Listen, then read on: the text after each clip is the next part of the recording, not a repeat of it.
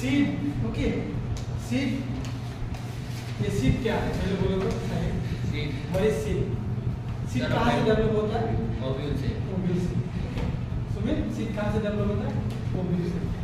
अगर सीड में nucellus present होने से, okay if nucellus is present in this seed, मान लो पेरी एक सीड है, अगर उसमें न्यूसेलस प्रेजेंट है तो that kind of seed is known as perisperm. Okay, that means if seed contain nucellus, then it is perisperm. अगर seed में endosperm present, endosperm क्या है?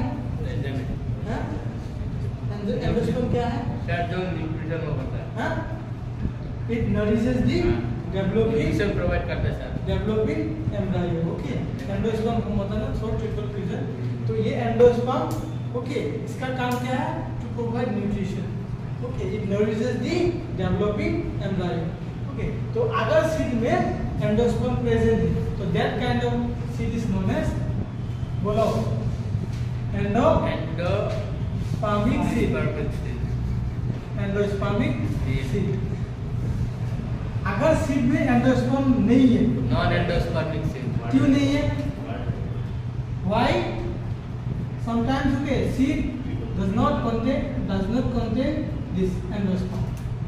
क्यों सीड में एंडोस्पर्म प्रेजेंट नहीं होता है? सर क्योंकि उसको खा देता है। कौन खाता है?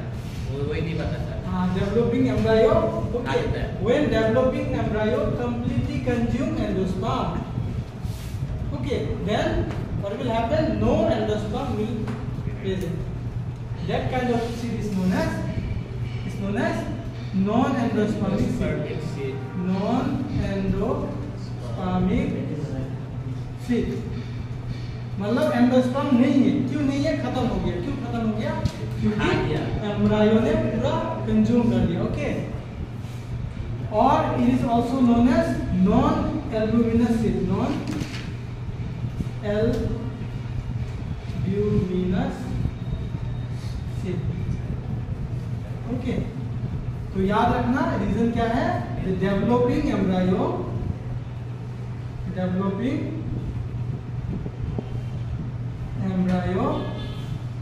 completely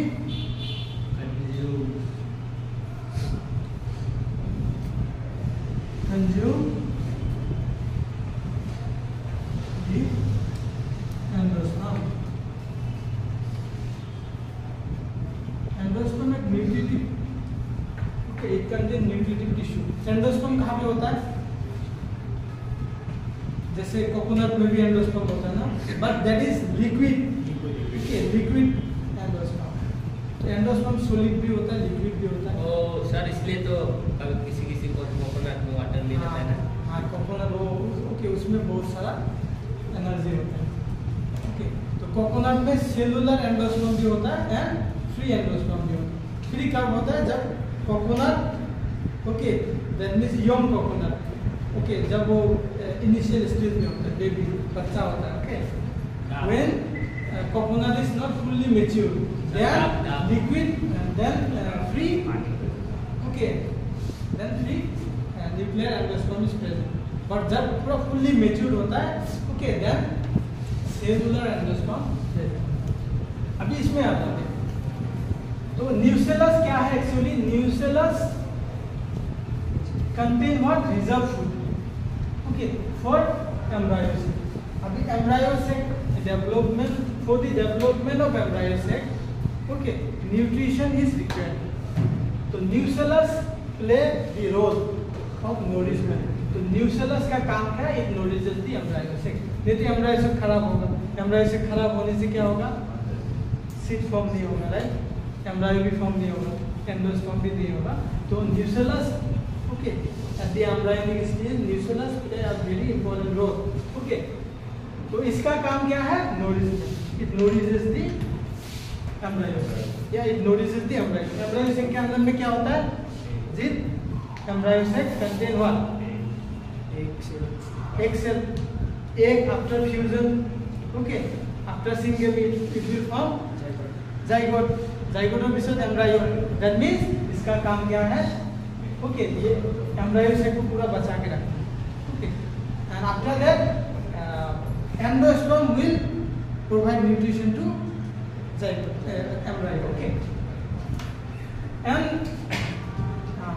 nucellus, okay, nucellus contain what?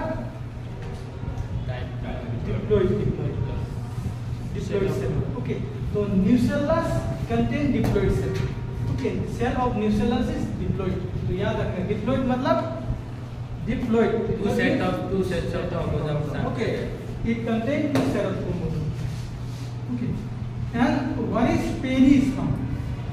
Peri means याद रखना periphery, it is related to periphery, means outer, okay, outer region.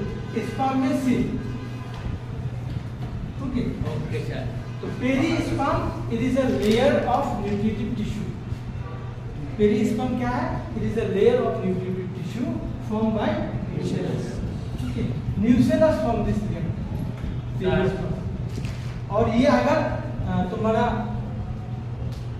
Okay जिस सीड में प्रेजेंट है this layer, then it is perispermic seed.